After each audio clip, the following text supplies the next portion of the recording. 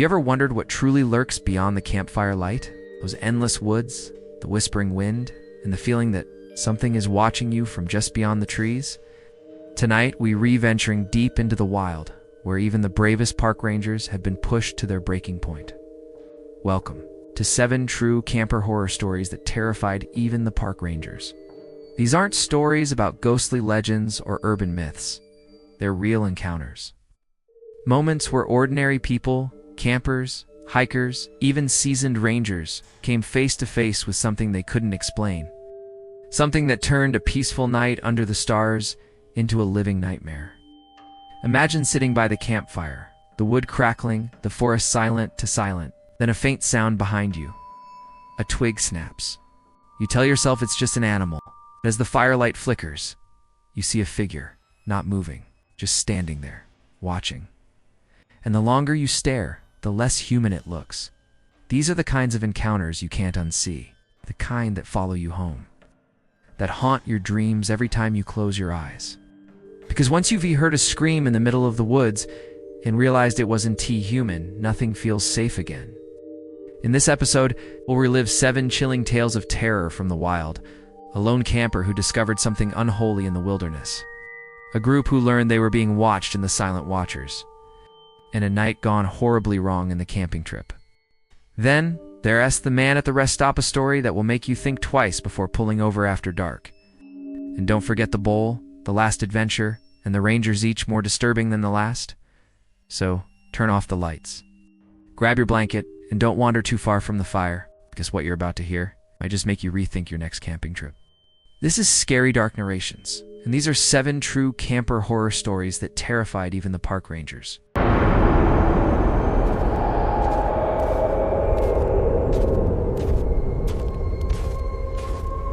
The air in the forest had that heavy, listening stillness again, the kind that presses against your skin, waiting for you to breathe too loud. 15 years as a park ranger should have hardened me to that silence, but some nights, it feels different. That November evening was one of them. The temperature had dropped fast after sunset, and the sky was bruised with dark blue clouds that barely let the moonlight through. I remember gripping the steering wheel tighter as my truck crawled along the gravel road, its headlights sweeping over the twisted trees. My job was simple: check the campsites before midnight. But the woods felt like they were watching. ID always told new rangers that the wilderness doesn't scare you, it studies you. The deeper you go, the more it learns what makes you flinch. Out here, people vanish, and sometimes, no one even reports it. That night, I reached a remote campsite that wasn't usually occupied. The beam of my headlights caught something strange. An old RV parked crookedly off the main lot, half hidden behind the trees. Most people preferred the cleared spots near the fire rings, but this one was buried in the shadows, like whoever parked it didn't want to be seen. I honked twice. Nothing. The engine idled as the cold wind pushed through the branches. I stepped out, flashlight in hand, boots crunching over the frosted ground. The RV's door hung slightly open, swaying on its hinges. My breath came out in faint plumes as I called out, "Park ranger here. Everything okay inside?" Still nothing. That's when I noticed something off, the faint metallic scent in the air. Not strong, but enough to tighten my chest. I pushed the door open a little farther. The dim interior light flickered, revealing a man sitting on the couch. His back was to me, shoulders slumped, head tilted slightly forward. At first I thought he was asleep, but even from the doorway I could tell something wasn't right. The air inside was stale, heavy, almost wet with rot. "Sir?" I called again. No reaction. My flashlight beam quivered as I stepped closer, half expecting him to stir. But he didn't move, not even a twitch. My instinct screamed to back off. I radioed dispatch, told them I might have a possible medical emergency. As I stood there waiting for a response, I heard the crunch of leaves behind me. I spun around. The man was standing a few yards away, just at the edge of my headlights. He raised his hand slightly, startled. "Everything all right?" he asked. His voice sounded normal, but his face was pale in the beam, like he'd been watching for a while. He said he was camping nearby, saw my lights, and wanted to help. I told him about the man in the RV. His eyes darted toward it, uncertain. "That thing's been here for 2 days," he muttered. "Didn't see anyone come or go." He hesitated, then added, Heard noises last night, though. Thought it was animals. A chill crawled up my neck. I didn't say anything, just nodded and stepped back toward my truck to wait for backup. The silence between us stretched. Even the wind had died down. Every second felt like the forest was holding its breath. The other camper kept glancing into the trees, like he expected something or someone to come out. Headlights finally appeared down the road. Another ranger arrived with a sheriff's deputy. Together, we approached the RV again. The man inside hadn't moved an inch. My heart was pounding so hard it hurt. When the deputy pushed the door open fully, the light swung across the interior and froze on something dark streaking the floor. Blood, thick and dried near the couch. My stomach lurched as my flashlight followed the trail upward to a large hunting knife lying near the man's feet. The blade glistened with dried red stains. I took a shaky step closer and saw his face, or what was left of it. Bruised, swollen, mouth slightly open, eyes wide and glassy. We backed out fast, radioed for a forensic team. The camper beside me whispered "Jesus" under his breath. I glanced at him. He looked pale, shaking slightly, his hands buried deep in his jacket pockets. Then silence swallowed everything. The silence felt wrong, not peaceful, but hollow. Even the insects had gone still. The deputy was on the radio, his voice low but tight. Hush. Stared at the RV. The pale shape of the dead man inside burned into my vision.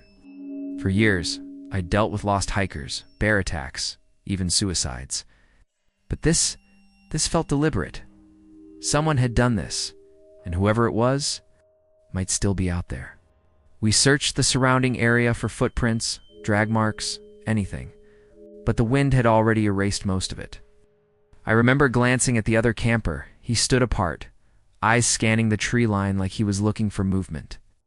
"You said you heard noises?" I asked. He nodded. "Banging? Around 2 a.m.? I thought it was wind or maybe someone fixing something." His gaze flicked toward the dark woods. Guess not. Hours passed as we combed the area. My flashlight beam slid over the trees, branches twisting like claws. At one point, I caught sight of something reflective, a small mirror half buried in the mud. It looked like it had been ripped off the RV. Someone had tried to cover their tracks, but not well enough. Near dawn, we found the track's boot prints leading deeper into the forest. Heavy, uneven strides, as if whoever made them had been running.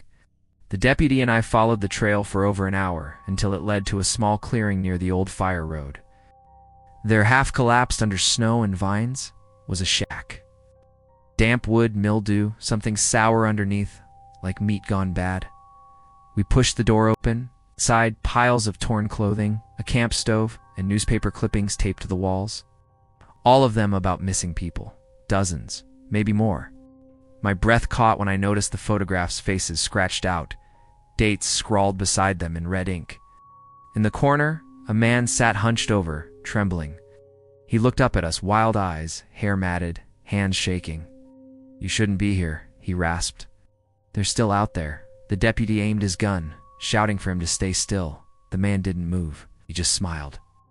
Later, during questioning, we found out the truth. He'd killed the man in the RV after a fight over stolen money. But that wasn't the part that haunted me. It was what he said when we brought him in. "I didn't kill the others," he whispered. "The woods did." He claimed he'd heard voices out there, whispers that crawled under his skin and told him what to do. Said the forest fed on guilt, that once you'd shed blood inside it, it'd never let you go. The sheriff dismissed it as rambling from a violent drifter. But that night, when I drove back through the park, I saw something that made my blood freeze. The RV was gone. We'd left it sealed, with evidence tags and floodlights around the perimeter. But when I rounded the bend, there was nothing. No vehicle, no tire tracks, no signs of towing. Just frost-covered grass and the faint outline of where it had once been parked. Dispatch confirmed it hadn't been moved. Nobody had gone near it since we'd left. For a long moment, I just sat there, staring at the empty clearing. The trees swayed in the cold wind, whispering through the branches like 100 hushed voices. My radio crackled faintly, static. Then a sound that made me grip the mic tighter, single breath. "Ranger." I froze. The voice was faint, distant, but it sounded exactly like the man who died in that RV. I shut off the radio. Heart pounding so hard I thought it might crack my ribs. As the first light of morning bled through the treetops, I turned the truck around and drove out of the forest without looking back. But even now, years later, sometimes I hear it again. The static, the breath, the same faint whisper calling my name from somewhere deep in those woods. Would you dare return to this place?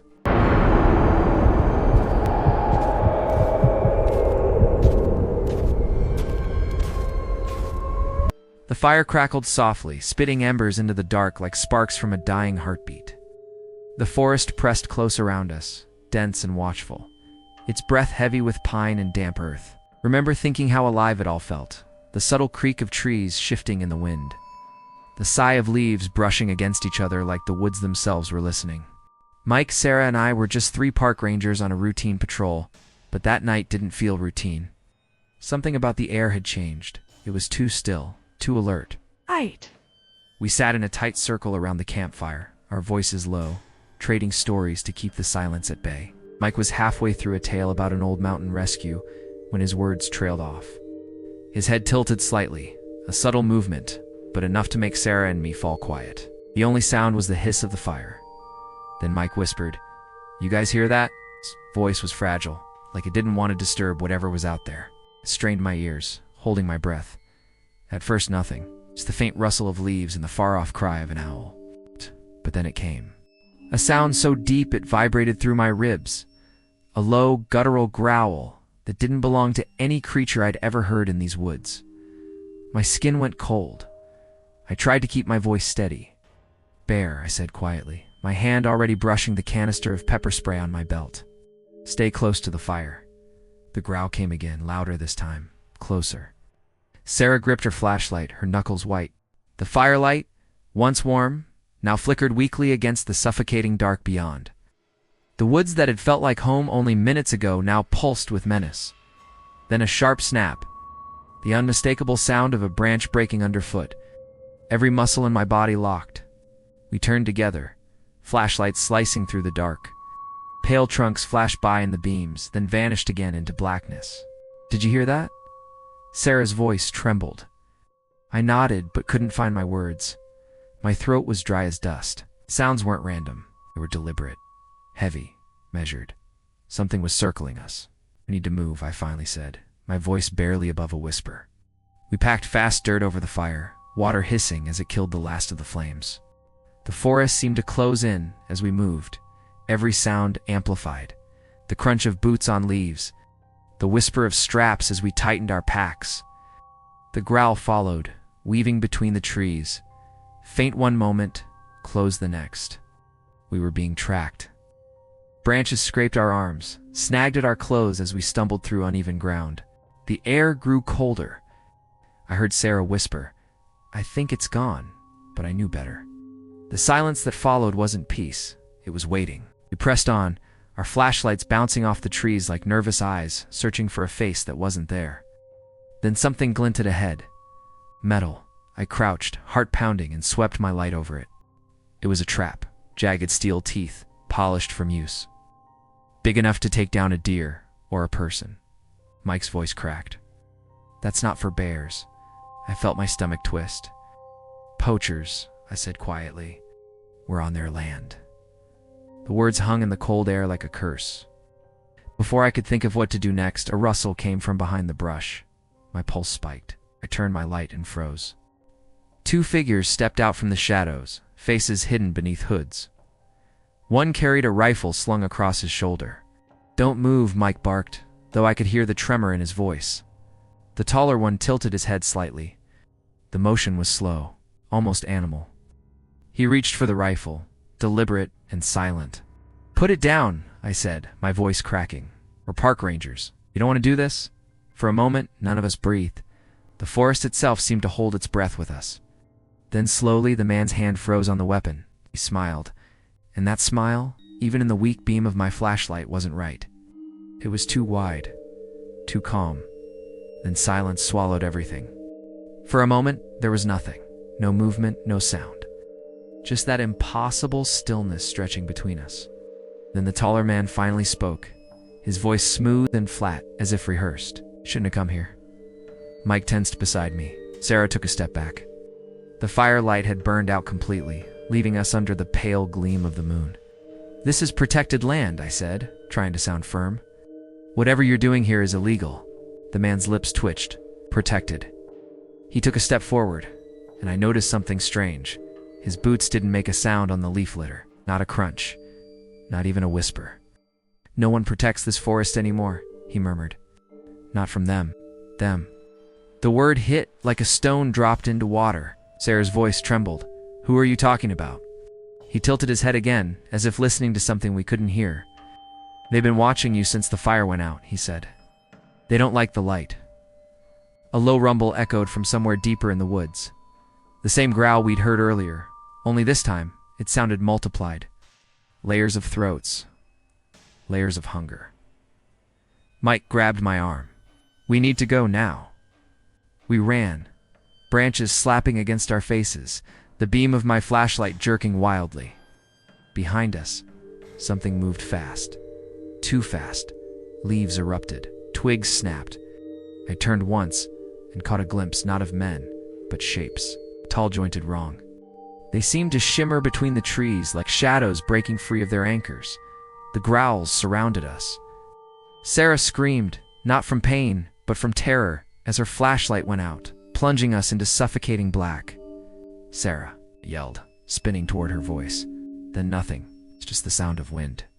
I found her flashlight on the ground, the beam flickering weakly. No footprints, no broken branches. Just gone. Mike's breathing was ragged. "She was right here. Keep moving," I said. My voice cracked again. "Don't stop." We stumbled forward until we burst into a small clearing. The moonlight poured down through the trees, revealing something I can't forget. Dozens of traps. All open, all empty. The taller man's voice drifted from the darkness. "They leave the traps as warnings," he said softly. "So the living stay away." "Who are you?" I shouted. My voice echoed through the trees, thin and desperate. But when I turned, the man and his companion were gone. Mike dropped to his knees, gasping. "We're not getting out, are we?" I didn't answer, because I didn't know. Then, that same growl rose again, right behind us. Louder, closer. The ground seemed to tremble with it. I turned my flashlight and caught movement. Dozens of eyes glinting from between the trees, each reflecting the light like mirrors. They weren't animals. They were too still. Too tall. "Watching run," I whispered. The forest turned into a blur of shadows and silver bark. I could hear them moving with us, silent except for the faint creak of joints, like branches bending under invisible weight. Mike was ahead of me when something dark swept across the path. He screamed once and was gone. No body, no sound. Just the echo of his scream folding into the night. I ran until my lungs burned, until my flashlight died. The darkness swallowed everything. The growls faded. The forest grew quiet again, peaceful, almost. When dawn came, I found myself standing on the trail near the ranger truck, mud up to my knees, my hands shaking. No sign of Mike, no sign of Sarah, just my footprints. And 3 others leading into the woods. Back at the station, they said I was in shock, that I'd imagined things. But every night since, when the wind moves through the trees, I hear it again, that low, bone-deep growl. And sometimes, just before sleep takes me, I see shapes in the dark corners of my cabin, tall, silent, waiting. They never come closer. They just watch. Would you dare return to this place?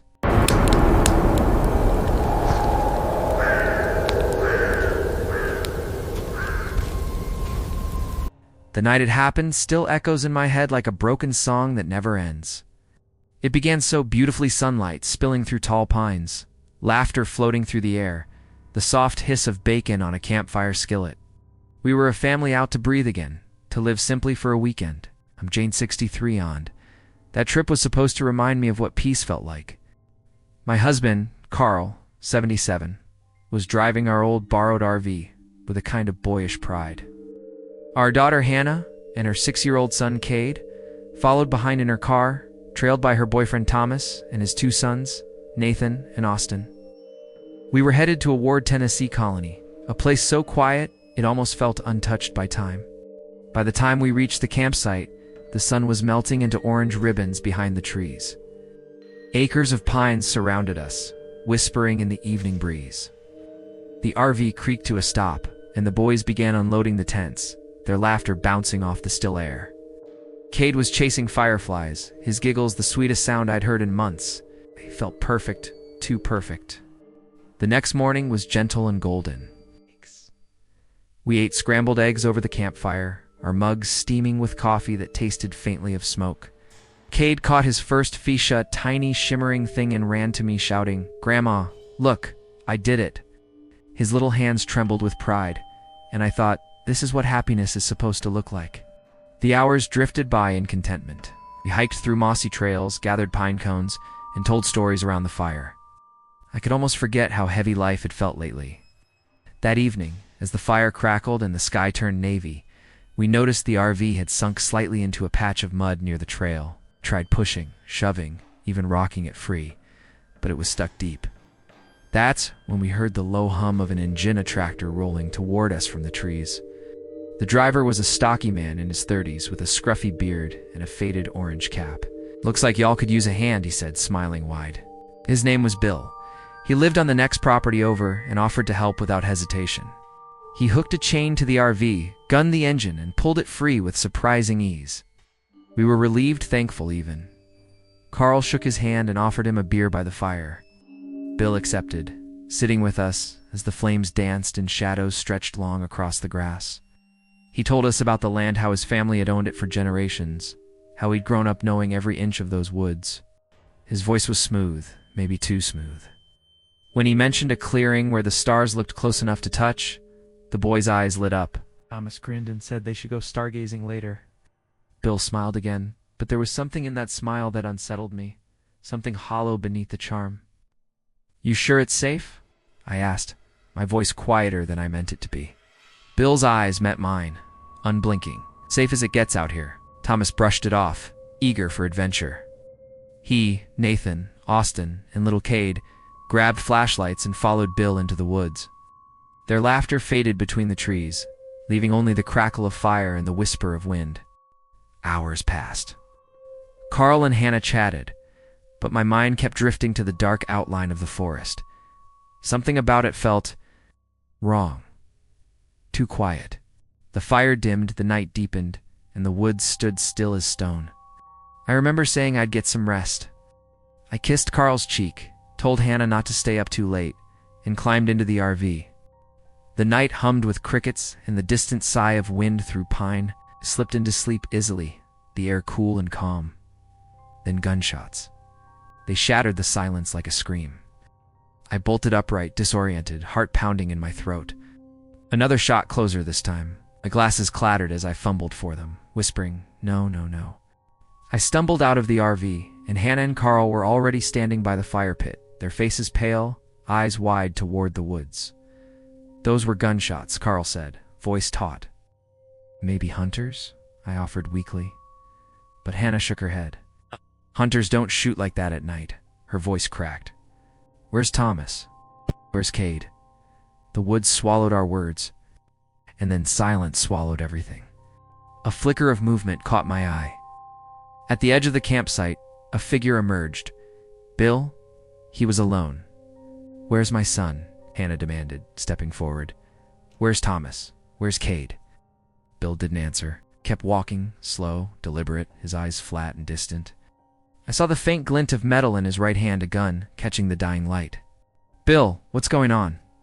Carl's voice trembled but held firm. "Shouldn't be here," Bill said softly. "This land ain't yours." The crack of the gun split the night. Carl staggered, then collapsed. Blood darkened his shirt in seconds. Anna's scream tore through the air as she fell beside him. I froze every instinct, screaming to move, but my legs refused. Bill turned, calm as if swatting a fly, and aimed again. Hannah ran, her sob echoing into the RV. The door slammed, then 2 more shots. I covered my mouth to keep from screaming. The night was too still now. The fire hissed, spitting sparks. And somewhere in the dark, Bill's voice came, low and patient. "I know you're still out here." My body moved on instinct. I crawled toward a pile of camp chairs by a tree, half hidden under a tarp. My hands sank into cold dirt as I squeezed beneath the chairs, pulling the tarp down over me. The air smelled of wet canvas and metal. My heartbeat thundered in my ears. Footsteps crunched closer, slow, measured. I could hear him breathing. He was checking every tent, ripping through fabric. Rip, thud, creak. His boots stopped inches from my face. Saw them through the gap muddy, still waiting. I bit my tongue to keep from gasping. Minutes crawled by, hours maybe. I couldn't tell. My body was screaming in pain, but fear held me frozen. I prayed silently, desperately for the sound of police sirens, for daylight, for anything. Finally, his steps moved away. The forest swallowed him again. When the horizon began to pale, I dared to move. My muscles trembled as I pushed the tarp aside. The air was heavy, damp, and tasted like smoke. The campsite looked dead. The RV door hung open, swaying slightly. No sound, no birds, just the empty hum of morning. Inside the RV, I found them, Carl and Hannah, gone, their bodies still, their faces pale and wrong. I couldn't bring myself to look long. I stumbled back outside, dizzy, my mind screaming. Cade. Where's Cade? But the woods loomed, endless, mocking me with silence. My phone. I grabbed it from the counter. One bar, just one.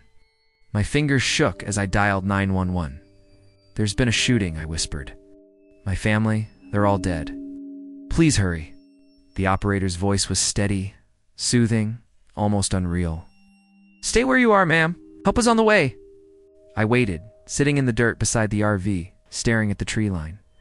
The breeze shifted, carrying the faint scent of gunpowder. Every rustle of leaves made me flinch. Was he still out there, watching me? Sirens broke the quiet, growing louder until flashing lights painted the trees red and blue. Officers surrounded the site, guns drawn. A paramedic wrapped me in a blanket. I barely felt it. My body was there, but my mind was still under that tarp, listening to footsteps in the dark. Later, I learned the truth. Bill had once owned this land. It had been in his family for decades until financial trouble forced a sale. Thomas had bought it without knowing the history. When Bill saw us camping, laughing, living on what he saw as his land, something inside him snapped. He'd lured them into the woods one by one and destroyed everything I loved. Now, years later, I still see their faces when I close my eyes. Carl's kind smile, Hannah's laugh, Cade's tiny hands reaching for me, and sometimes, when the wind shifts just right, I swear I hear that tractor engine starting again somewhere far off, deep in the trees. Would you dare return to this place?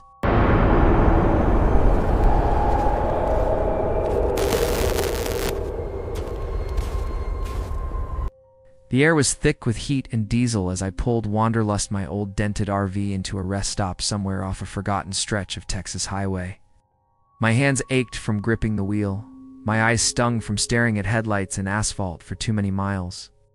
I'd been living on the road for months, chasing a kind of freedom that never quite felt real.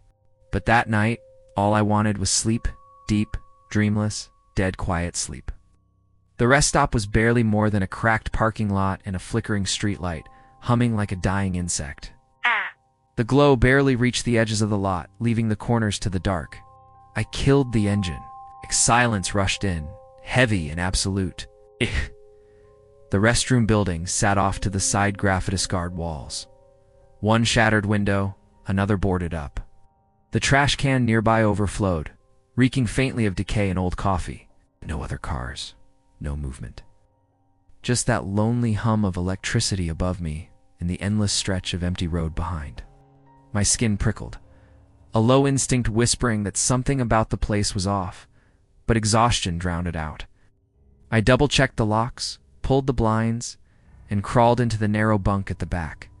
The mattress groaned beneath me, familiar and oddly comforting. The RV smelled faintly of engine oil and instant noodles. I stared at the ceiling, the rhythm of the creak syncing with my heartbeat until I drifted under. Then thud. I bolted upright, adrenaline flooding me so fast it made me dizzy. The sound came again, louder this time, closer. Something was hitting the RV's side. I held my breath, straining to listen. Thud, thud, slow, deliberate, like someone testing the walls. The clock on the counter glowed to 17 a.m., that cruel hour when the world feels empty and wrong. I slid off the bed, every floorboard creaking under my bare feet. My heart thumped so loud, it felt like whoever or whatever was outside could hear it. I reached the small window above the sink and peeled the curtain back just enough to look. A man stood there. His eyes locked onto mine, immediately wide, glassy, unblinking. They caught the streetlight's yellow glow, gleaming too bright, too wild. Grin stretched across his face like it had been carved there.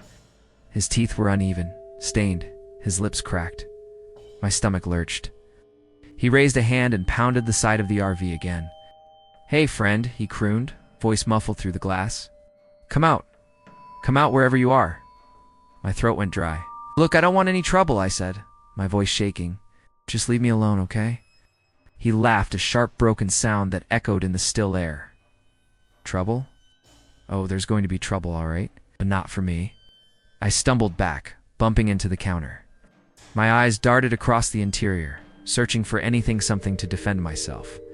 My hand brushed against the cold metal of the fire extinguisher beneath the sink. My mind was racing, but before I could move, a sharp chemical smell cut through the air. Gasoline. I rushed to the opposite window and yanked the curtain aside. The man was there, pouring fuel from a metal can around the RV. The liquid glimmered under the streetlight, spreading like a dark mirror across the cracked pavement. My pulse pounded in my ears. He looked up, smiled wider, and raised a matchbook toward me like a prize. "You smell that?" he called out, louder now. "That's your home going bye-bye." "Please stop," I shouted, banging the window with my fists. "You can take whatever you want, money, food, anything." He tilted his head, eyes gleaming. "I want to watch it burn. You gonna come out now, or are you gonna cook in there like a rat?" My mind fractured under the panic. The phone, no signal. Now the key's too far. The only thing between me and him was a thin aluminum door. Then came the hiss. The match flared to life, a tiny flame reflecting in his wild eyes. My breath caught as he bent toward the gasoline trail. Then, silence swallowed everything. The world exploded in fire. Flames raced along the asphalt, curling around the RV's wheels, climbing the metal skin with terrifying speed. I grabbed the extinguisher, pulled the pin, and crouched by the door. The handle rattled violently. He was trying to get in. Smoke thickened, clawing at my throat. I could barely see through the haze. "You don't have to do this," I shouted. "Please." No answer. Only the sound of boots scraping outside and the deep, hungry roar of fire. My lungs screamed for air. The heat pressed against the door like a living thing. I had seconds left. I twisted the lock, kicked the door open, and hit him with a burst of foam. He screamed, staggering backward, clawing at his face as the extinguisher's mist blinded him. His gas can toppled, splashing more fuel. The fire leapt toward him, a sudden surge of orange and black. I ran barefoot, heart hammering, legs slicing through gravel and glass. The night swallowed me whole. Behind me, the RV burned bright against the emptiness.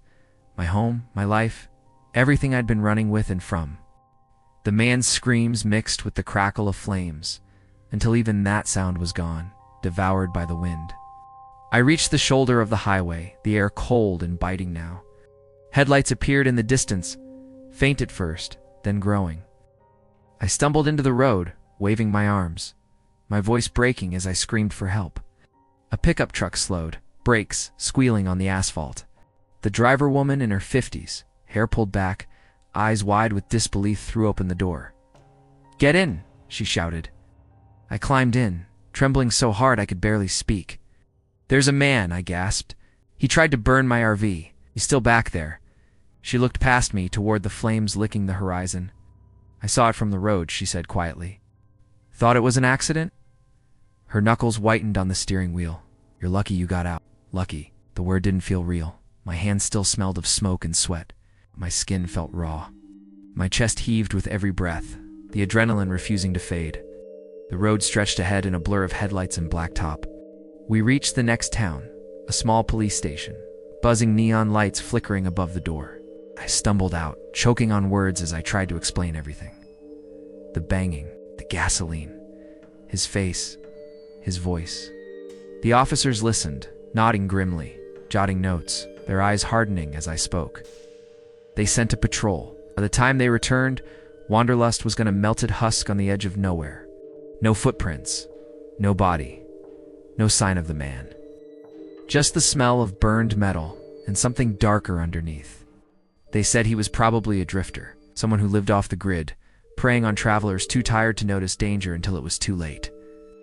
The woman who saved me pressed a slip of paper into my palm before leaving. Her number. If you need to talk, she said softly, call. I never did. Weeks passed, but I couldn't sleep. Every time I closed my eyes, I saw him standing there again, his grin stretched too wide, his hand lifting the matchbook. Sometimes when I stopped at rest areas on quieter highways, I'd catch a whiff of gasoline and freeze. And once, just once, I saw a man in my mirror on a lonely stretch near Amarillo. He was standing by the road watching, same torn jacket, same stillness. When I looked back again, he was gone. Now I tell everyone I meet on the road the same thing. Never stop at empty rest stops. Stay near light. Keep your phone charged. If something feels wrong, trust it. Because sometimes it's not just the road that's endless. It's the people who walk it, looking for the next fire to light. Would you dare return to that place?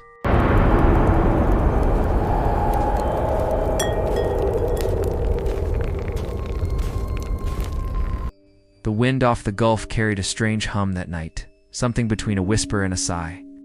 I remember gripping the steering wheel of our RV as the sand shifted beneath us, guiding us into that shallow bowl of beach near Corpus Christi. Locals called it the Bola, name that didn't sound ominous until much later. Tom sat beside me, his sunglasses perched on his head even though the sun was already dipping low. We wanted peace, just a weekend to disconnect, surrounded by dunes that swallowed the world outside. Another RV sat parked near the curve of the shore, a faded white one with a blue stripe. Its windows glowed faintly, two cats peering from inside, their eyes gleaming gold in the dying light. The owners, James and Michelle Butler, waved as we pulled in. They looked like the kind of couple who'd seen everything's miles weathered but warm, the kind that instantly disarm you. First time here? James called, walking over with a thermos of coffee in hand. His voice carried that calm, assured tone of someone who'd long made peace with solitude. Yeah, I said, brushing sand from my hands. Heard this place is peaceful. Michelle joined us, her locket catching the last sliver of sunset as she smiled. It's our favorite spot, she said softly. Just you, the dunes, and the sea. That night, we sat with them by a crackling fire, trading stories under a stretch of stars so bright it almost felt unreal. They told us about their travels, their RV life across deserts and mountains. James had a way of speaking that pulled you in, and Michelle laughed at his every exaggeration. The sound mixed with the ocean's slow rhythm, hypnotic and soothing. I remember thinking how content they looked, their lives distilled into simplicity. When the fire burned down to embers, the dunes loomed like sleeping giants around us. See you in the morning, James said, and their silhouettes faded into their rig's glow. Inside our RV, I fell asleep to the murmur of waves and winded till something sharp split the quiet. Voices low, urgent, cutting through the hum of the ocean. My eyes flew open. I eased to the window, pulling the blinds apart just enough to peek through. Two figures stood near the butler's RV, one tall, wearing a baseball cap, the other shorter with a ponytail that caught the moonlight. They moved with tense, deliberate motions, whispering harshly. The man's flashlight beam danced erratically across the sand. Tom, I whispered, shaking his arm. He groaned, awake, blinking. What is it? Someone's outside? By their RV? He squinted through the window. The beach was empty, his wind brushing against the aluminum siding. It's probably night fishermen, he mumbled. But there was hesitation in his voice. It didn't sleep again. Every creak felt amplified. Every brush of sand against metal set my nerves on edge. Morning arrived with a strange stillness. No laughter from the butler's side, no sound of their grill, no footprints in the sand. Their RV door hung ajar, rocking slightly in the breeze. James, I called out as we walked closer. No answer. Inside, their two cats meowed frantically, tails puffed up. Their food bowls were empty. Coffee sat cold in a mug on the counter. Michelle's locket, the one she wore last night, was gone. This isn't right, I whispered. Tom checked outside. Her truck was still parked. Keys dangled from the ignition. We called their names until the air itself seemed to swallow our voices. The dunes gave nothing back. Then, as I turned toward the far side of the beach, I froze. Beyond the dunes, a rusty pickup truck sat half hidden by driftwood. Two figures those same shapes from last night were dragging something heavy wrapped in a blue tarp. It sagged in the middle. The man grunted, adjusting his grip, while the woman scanned the area with quick, jerky movements. My mouth went dry. "Tom," I whispered, pulling him behind the dune. He followed my gaze, his expression hardening. "What's in that tarp?" Before I could answer, the woman's head snapped our way. For a second, her eyes locked with mine through the heat shimmer. Duh! My pulse thundered. They threw the tarp into the truck bed, slammed the tailgate, and drove off, tires kicking up sprays of sand. We didn't move for a long time. Just stood there, staring at the fading dust trail. "Tom, we have to call someone." He nodded, fumbling for his phone, his hands shaking. "Ranger station," he muttered. "I'll report it." He explained everything: the missing couple, the open RV, the strangers with the tarp. The ranger promised to send help, but hours passed. The beach remained silent, oppressive, heavy with heat and dread. The butler's cats cried until the sound shredded through my nerves. That night I lay awake again, counting every breath, every groan of the RV's frame. Then soft footsteps, crunching through the sand, slow, deliberate. "Tom," I breathed. "They're back." He sat up, straining to listen. "Just the wind," he whispered. But his eyes wide, alert, betrayed him, pressed my ear against the thin metal wall. Another step, closer this time, then silence. Then, silence swallowed everything. The morning light bled through the blinds like a cold blade. My mouth was dry, and the world outside felt muted, to calm, to clean, like the aftermath of a storm no one had noticed. Tom moved quietly, packing our things without a word. But I could feel it too, that heavy, invisible presence still clinging to the dunes. Hours later, ranger trucks and police cars rolled in, their lights flashing against the pale sand. One officer knocked on our RV door, his face grim. "We found two bodies about a mile down," he said, "buried in shallow sand." For a moment I couldn't breathe. Who was it?" I managed to choke out. "James and Michelle Butler." The words hit like a cold wave. My knees gave out. Tom caught me, but his own hands trembled. The officer continued, voice distant, procedural. "Their RV was stolen. They tracked it across the border into Mexico. Two suspects, men and woman, were caught driving it." The image seared through me: the baseball cap, the ponytail, the blue tarp sagging with weight. We left the bowl that afternoon, moving mechanically, haunted by every detail. As I folded our camp chairs, something glinted in the sand near the wheel of our RV. I crouched down and brushed the grit away. It was Michelle's locket.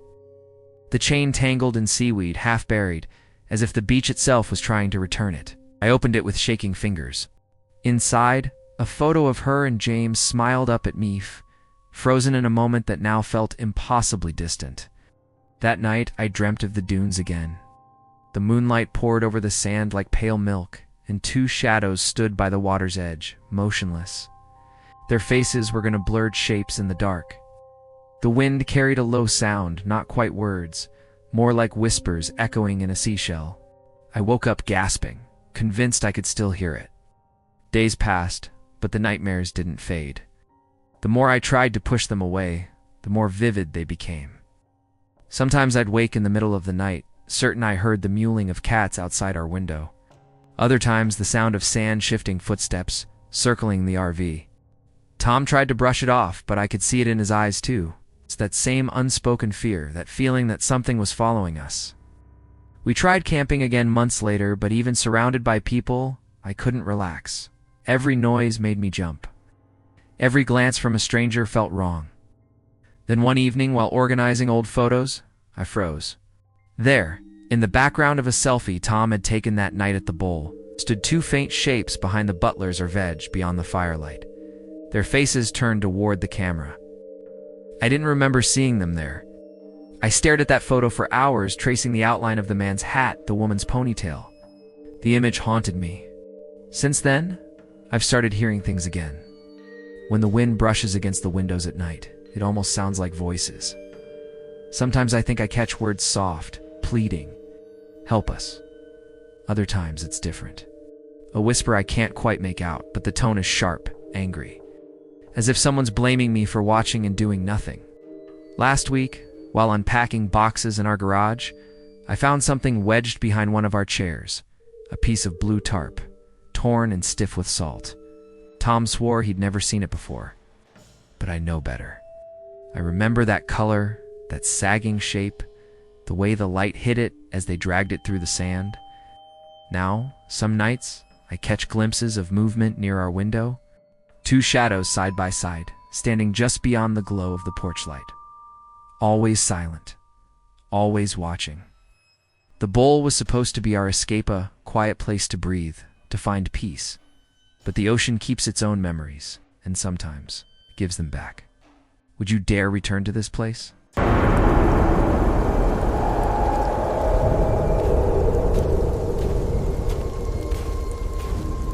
The first sound I remember from that summer was the wind sliding across the car windows, hot, heavy, and endless.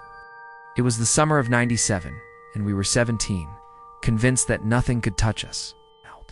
That trip to Yellowwood State Forest was supposed to be our last adventure before college split us apart. Back then, I didn't realize how final that word could feel. Adventure. We wanted something raw, something that would brand itself into our memories forever. Yellowwood was perfect for that. Vast, untouched, a green ocean swallowing everything human. As we drove deeper into the forest, cell signals vanished, and even the sound of the engines seemed to fade under the weight of the trees. We joked about never coming back, laughing because that's what kids do when they re-scared and don't know it yet. By late afternoon, we found a clearing beside a silent lake. The surface shimmered like glass, reflecting the gold of the setting sun. We pitched our tents, cooked instant noodles over a small fire, and felt like we were the last people left on Earth. The smell of pine, smoke, and lake water filled the air, wrapping around us like a memory we didn't know we'd be running from later. Night came slowly, the kind of quiet that presses against your skin. The fire crackled softly as we talked about the future, about who we'd become when this summer ended. There was laughter, even a little sadness. I remember thinking it was the most peaceful sound I'd ever heard, until it was in tea. At first, it was just a whisper, so faint it could veep in the wind moving through the branches. But then it came again, rougher this time, scraping through the air like gravel. Turn back, now. We froze. The laughter died mid-breath. Jake, always the fearless one, swung his flashlight toward the trees. "You guys heard that right?" he said. None of us answered, but the look in everyone's eyes told the truth. The voice came again, closer. Turn back now. Every instinct screamed to get inside the tent, to pretend it never happened, but curiosity is poison when you're young. So we grabbed our flashlights and stepped into the woods. The further we went, the more the forest changed. The air grew colder, the trees denser. Crickets stopped singing. Even our footsteps seemed too loud. The beams of our flashlights carved narrow tunnels through the dark, and somewhere in that blackness, something was watching. Then we saw him. He was standing just at the edge of the light, a man in what looked like a park ranger's uniform, his hat pulled low over his face. When he lifted his head slightly, the moonlight caught his eyes wide, wet, and trembling. "Who are you kids?" he asked, his voice slurred like gravel mixed with whiskey. Jake tried to sound calm. "Just camping, sir? Everything okay?" The man stepped forward. The smell hit first: alcohol, sweat, and something sour, metallic. His lips twitched as he muttered, "You shouldn't be here. Not safe." My throat tightened. Why not? He looked over his shoulder like someone might be following him. Then, leaning closer, he whispered, "There are things in these woods, not animals. Men. Sick men." Before we could ask more, he turned and walked into the dark, disappearing like a shadow cut from the air. For a moment, no one moved. Then Jake said, "Drunk ranger," probably trying to freak us out, but none of us believed that. His fear had been too real. When we finally made it back to camp, the night had changed. The woods felt alive, leaning closer with every step. Our flashlights shook, and then the clearing came into view, and our hearts dropped. Our camp was destroyed. The tents were slashed open, backpacks ripped apart, food crushed into the dirt. One sleeping bag was gone entirely. It looked like something had crawled through our belongings, searching. We stood in silence, barely breathing. Then we heard footsteps, slow, deliberate, coming from the trees behind us. And then, silence swallowed everything. Part 2, the stillness didn't last. It shattered with a whisper of movement, branches shifting, the sound of breath too close to belong to the wind. Jake grabbed my arm, motioning toward the fire's dying glow. That's when two figures stepped into view. They weren't rangers, or they weren't campers. Their clothes were filthy, mismatched layers torn and stained. One was tall, bearded, eyes sunken and wild. The other was stocky, grinning like he already knew what we were. "Look at this," the bearded one muttered, kicking a shredded backpack. "They must have run off, or they're hiding," the other one chuckled, scanning the trees. My heart pounded so hard I could hear it echoing in my skull. We were crouched no more than 10 feet away, hidden behind a fallen log. The smoke from the fire drifted toward them, carrying our scent. I pressed my hand over my mouth, fighting to stay silent. They kept talking about traps they'd set, about campers who'd gone missing. Their voices were casual, conversational, like people discussing the weather. When one of them said, "That girl last year screamed the loudest," I felt something inside me break. We didn't wait for them to leave. The moment they turned their backs, we ran. Branches tore at our arms, roots clawed at our ankles. The forest stretched endlessly, every direction the same. Jake's voice cracked as he whispered, "This way, the ranger station's north." But the woods didn't want to let us go. Every rustle sounded like pursuit. Every gust of wind carried whispers that weren't ours. At one point, I thought I saw someone running beside us just out of the light, too fast to be real. We didn't T-stop until a faint beam of light flickered ahead, a lantern swaying outside a small wooden building. The ranger station. Relief hit so hard it made my knees buckle. We burst inside, gasping, shaking, spilling words in fragments. The ranger behind the desk, clean-shaven, steady, listened without interrupting. When we described the two men, his expression hardened. "We've had trouble with them before," he said. "Locals, they like to scare people off, sometimes worse." "Worse?" Jake asked. He didn't answer right away. Instead, he picked up a radio and called for backup. His silence said everything. The police found them 2 days later. They'd been living out in the woods for years, stealing, stalking, hurting anyone unlucky enough to cross their path, and they weren't alone. There were others, shallow graves near the lake, tents torn apart like ours. When we gave our statements, I remember the officer saying we were lucky. I didn't feel lucky. I felt hollow. Because that night, standing in those endless trees, I'd learned something that would never leave me, that monsters aren't tea made of shadow or teeth. Sometimes they wear human faces. Sometimes they whisper warnings that come too late. It's been years since that summer, but I still dream of that voice. Turn back now. Every time I hear it in my head, it's clearer, closer, like it's waiting for me to come back. And part of me wonders, if it wasn't trying to scare us away that night, maybe it was trying to save us. Would you dare return to those woods?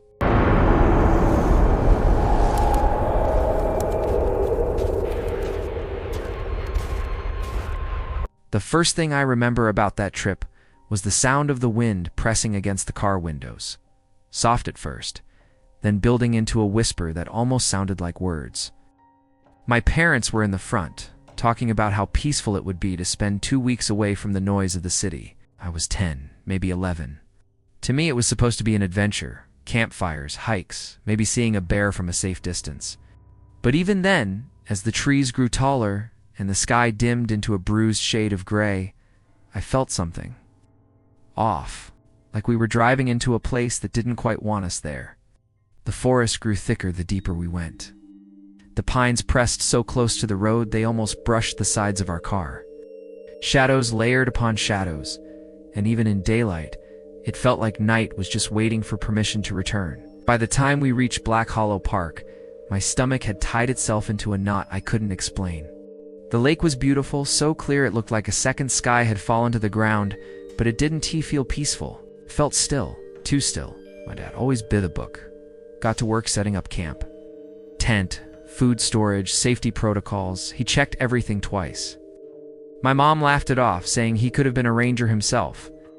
When the sun finally dipped behind the ridge, we lit a fire and roasted marshmallows. The smell of pine and smoke mixed into something strangely comforting, and for a moment, I forgot the unease that had followed me all day, until he appeared. A figure emerged from the dark tree line's slow, deliberate steps just beyond the reach of the firelight.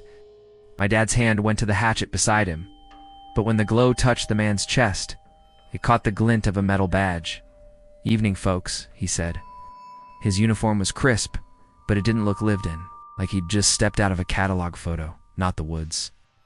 "Ranger Mark," he added with a tight smile that never reached his eyes. They were wide, glassy, darting to the spaces between the trees. He asked the usual questions: where we were from, how long we were staying, if we'd locked up our food. My dad nodded, polite but cautious. Then Mark's tone shifted, quieter, almost hesitant. "Keep your eyes open out here. It's not just for animals." My mom frowned. What's that supposed to mean? But he didn't answer, just tipped his hat and disappeared back into the trees. The fire popped, sending a spray of embers into the air, and then silence. The kind that presses against your ears until you start hearing your own heartbeat. The next morning, the unease still lingered. My dad tried to shrug it off, saying Mark was probably warning us about mountain lions or something. But around mid-morning, shouting echoed across the lake. We hurried toward another campsite and found a ranger younger, bulkier, arguing with a family. "You didn't lock up your food," he barked. The father insisted they had. Yet the metal food box stood open, untouched by claws, clean as if opened by hand. The ranger's tag read Jim. He looked furious at first, but when he saw us watching, his expression shifted to something else. Fear. "You don't get it," he muttered. "You can't be careless here." That night, my dad didn't sleep. I could hear the steady scrape of his boots pacing near the fire. Every now and then he'd poke at the flames and I'd see his face flicker in orange light, tense, listening. Sometime after midnight, the wind picked up again, whispering through the branches like it was carrying secrets.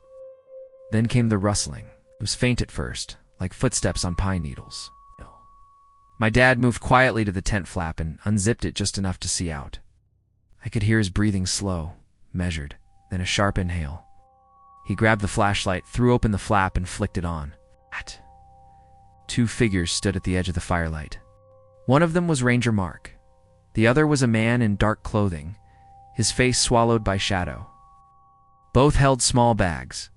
Our bags. Our food. "Hey," my dad shouted, stepping forward. The two froze, like deer caught in headlights, then bolted into the trees. My dad chased them, his flashlight beam slicing through the darkness, but they were gone.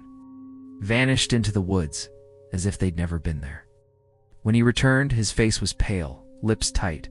"We're leaving," he said, first thing in the morning. Then, silence swallowed everything. Part 2, approximately 750 words. Dawn came gray and thin, the kind of light that makes everything look colder. My dad was already breaking down camp when the crunch of boots sounded behind us. Ranger Jim appeared, sweat beading at his temples despite the chill. "You saw them?" he said flatly. My dad hesitated. "Mark and another guy. Who are they?" Jim exhaled, rubbing the back of his neck. "They've been out here for years. Started as rangers, went rogue. They'd steal food, scare people. We thought they'd moved on." His voice lowered. "People have gone missing. Families. Hikers. We find the camps, but never the bodies." The forest suddenly felt smaller, like it was listening. Every rustle became a breath, every shadow a shape. My mom's hands shook as she zipped the last bag. "Let's go," she whispered. We didn't stop packing. The silence between us was filled with the sound of wind pushing through the trees, the rhythmic slosh of the lake. Then faintly, from somewhere deep in the woods, a whistle. Not birdsong, human. Short, sharp, deliberate. My dad froze, eyes darting toward the sound. Jim's hand went to his sidearm. "Stay close," he said. But before we could move, a branch cracked behind us. I spun. Nothing. Just trees. The shadows looked wrong, stretched in directions the light didn't allow. We started toward the car, hearts pounding, when the engine roared to life by itself. Headlights flickered on, blinding us for a second. And there, for just a moment, I saw them standing by the driver's side door. Ranger Mark and his partner, both smiling. Jim fired a warning shot into the air. The sound shattered the stillness, echoing across the lake. The figures vanished, melting back into the dark. We ran. My dad shoved us into the back seat and slammed the doors. The car shook as something or someone brushed against the metal. Then silence again. Just our heavy breathing. We didn't speak the whole drive out. The trees thinned, the light grew warmer, and for the first time in days, I could breathe. But even miles away, I couldn't shake the image of Mark's face, the emptiness in his eyes, the faint smile that lingered like a scar. Years later, I heard their names again. I was older, scrolling through a true crime podcast on a sleepless night when I saw the title, The Rangers of Black Hollow. The host described them to men who'd once worked in the park system, vanishing off the grid after being dismissed for misconduct. Then, the disappearances began. Families who never made it home, campsites stripped bare.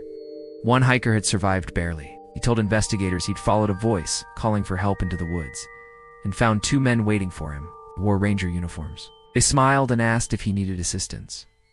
Then they chased him until sunrise. My hands trembled as I listened. It all lined up. The lake, the voices, the missing food. Mark and the other man had been hiding there for years, using the uniform as a mask, pretending to protect people while hunting them. The host's final words burned into my mind. Some say the forest still eyes Sentee safe. Campers report distant whistles and figures in ranger hats watching from the tree line. I turned off the lights and stared out my window. For a moment, I thought I saw movement at the edge of the woods behind my house. Just a silhouette, tall, still wearing a hat. I blinked, and it was gone. But that night, as the wind scraped against the glass like skeletal fingers, I could have sworn I heard a faint voice whisper, "Evening, folks. Would you dare return to Black Hollow Park?"